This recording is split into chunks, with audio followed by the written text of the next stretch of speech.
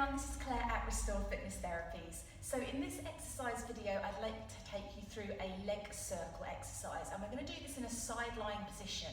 But I know that for some people lying on their sides isn't particularly comfortable, either the hip bones sort of protrude, there's a bit of an imbalance that makes it uncomfortable. So what we'll do is we'll also show you the standing version as well. Okay, so for our side lying version, again, all you need is your mat for this particular exercise. So you want to come and lie down on your side here, doesn't matter which side you start on. And the first thing to do is to make sure that your setup is really good. So side lying setup, I think, is one of the hardest to get correct. But if you start in the wrong position, you're just going to end up pinching your back or just not being able to get the very best out of the exercise. So do take your time and use a mirror if possible to make sure that you're aligned before you get going. So you want to lengthen both your legs out and check that your ankles, your knees, your hips are in a nice straight line. And then you'll be wanting to lengthen your bottom arm away and rest your head on your bicep here. Now, if your head is sort of lolling to one side a bit, you might like to get a cushion or a blanket or something and pop it between your arm and your head, just so that your neck is nicely aligned with your body as well. And the hand here can be face down or face up, it doesn't really matter very much. The idea is that you're stretching yourself out from your fingertips to your toes and you're really lengthened as much as possible. So the next thing to consider is engaging the core muscles, as we would anyway. But what you're trying to do is engage the core so that you create the tiniest little gap here between your waist and the mat. And that will indicate that your body is also really straight and really well aligned here. If you can't get your fingertips between your waist and your mat, it means your core isn't engaged and you'll be slumping into the mat. So if you were stood up, you'd actually be leaning to one side here. So that's really important as well. So the other things are, you might already be thinking, oh, I don't feel very comfortable in this position. So what you can do to make yourself feel a little bit more stable is use your top hand on the ground ahead of you. Give yourself a little bit of distance from your body so that it helps you to balance. And again, you can be on the fingertips or the palm of the hand, whatever suits you best. What you want to try and avoid though is slouching over your body. So trying to keep a nice upper body frame. And again, if you find that you are slouching and you're struggling, you feel like you need a bit of height, you could just get some books or something to rest your hand on so that you can keep a good open upper body here. And then finally, if you still feel a bit unsteady, you could just bend your bottom leg slightly, and that's going to give you a little bit more stability at the same time as well. So have a little experiment with these, and I'll remind you during the exercise so that you can find the setup that works best for you. So I'm going to bend my legs slightly on this one just to demonstrate what we'd like to do. And we've got 3 different options for you in this exercise. So the first option here, I'm going to lift my leg up to about hip height. I'm checking that my hips are stacked and my shoulders are stacked. And I imagine that I'm lying in this really narrow corridor, so I don't want to tilt backwards and forwards. I'm going to breathe in through the nose to prepare. And as I breathe out, circle my leg forwards, round the bottom here, past my other foot, back behind me and up to where I started. And then I'm going to stop and take a breath in. When I'm ready to breathe out again, I'm engaging the core, and now I'm reversing the circle. I'm going backwards first, down to meet the other foot, forwards ahead of the hip, and then back up to where I started. And again, now I can stop and take a breath in. So breathe out, engage the core.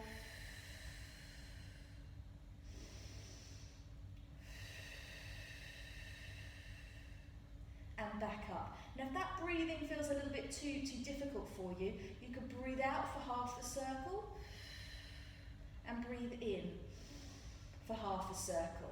Breathe out for half a circle and breathe in for half a circle. So again, have a little experiment and see what works best for you there. So remember to keep reversing the circle, and you're looking for about somewhere between about 3 and 6 circles in each direction here. So that was your first option.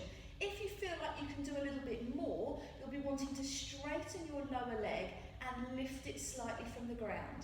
And again, exactly the same thing, breathing out to circle, breathing in to hold, breathing out to circle, and breathing in to hold. Okay, so you can just see the slightly different leg position here.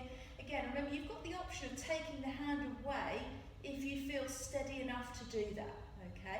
Now the size of the circle is up to you. The bigger you make the circle, the more challenging this is going to become. So I'd always recommend starting with a small circle because stability is key here, and only making those circles bigger if you feel like you can control it with your core muscles. And then your final option will be a bottom leg circle. So you'll lift that top leg to hip height, but we're going to lift the bottom leg up to meet it. So quite a tricky start position, and you still need to have your waist lifted from the mat. So now you're breathing out to circle the bottom leg, breathing in when it gets back to the top. Breathing out, reversing the circle, breathing out when you get to the top. You can still alter the breathing pattern here, breathing out for half a circle, breathing in for half a circle, and then reversing the motion, breathing out for half a circle, breathing in for half a circle, and then place the legs back down. Okay, so repetitions wise, doesn't matter what option you're on, somewhere between 3 and 6 circles in each direction, and then on each side of the body. And what we're looking to do here is you're really going to feel this working in your abductor muscles, so the muscles down the outside of your thighs. Also likely to feel this in your glute muscles, so those are the muscles in the buttocks. You should also be feeling this through your core muscles, through your transverse abdominis, which wraps around the body, and also through your oblique muscles as well, because you're trying to cinch your waist in and hold it up off the mat here. And the whole body is having to work to hold that really quite difficult sideline position and to maintain your balance. So remember, you've got options to put the hand down to help you there, and different leg options as well. So we mentioned a standing version if that's going to suit you better. So what you'll need for this, or what I would recommend, is to use one of these thick blocks to stand on. So again, we've got these in our Team Up store where you can purchase these.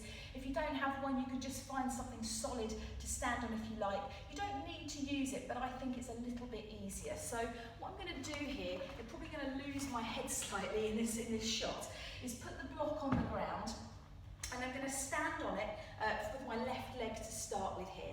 So from here, I'm doing the same leg circles. Now you could have the arm up in the air here, you could have the arms out to the side, on the hips, wherever's going to help you balance best. And you're doing exactly the same thing. You're going to breathe out and circle the leg around, breathe in and stop. And then breathe out, circle the leg in the opposite direction, breathe in and stop. Of course, you can't really do the second and third options on the block because you need to have 2 legs lifted, but you're still going to find this a really good workout. You've still got to be keeping your body really, really still. And I also find standing on this foam block, which is a little bit spongy, it really makes the muscles in the lower part of your leg and in your feet work hard for stability as well. So I think actually this is a great exercise. A lot of us have quite weak muscles in our feet because of wearing sort of over-comfortable shoes almost and not spending enough time barefoot. And so this can actually be really good for building muscular strength in your feet, through your ankles, joints, strengthen your ankle joints, etc. You can see me just struggling there to find that balance, okay? And then as before, you do the same thing on the other side of the body. Now I'm stood here in the middle of the room not holding onto anything, that's a little bit harder. By all means, stand by a wall and hold on to something. What you don't want to do is feel unsteady and topple off the block here. So you just find a position where you feel in control. And if you are holding onto a wall or a pillar or something, just try not to press too deeply. And as you get more comfortable with the exercise, you can start to think about releasing that pressure from the wall there, okay? So really good little exercise here to work through the glutes, the outsides of the legs, to work the core, to make you think about your stability throughout the whole body. So have a little go at that one there and let us know how you get on.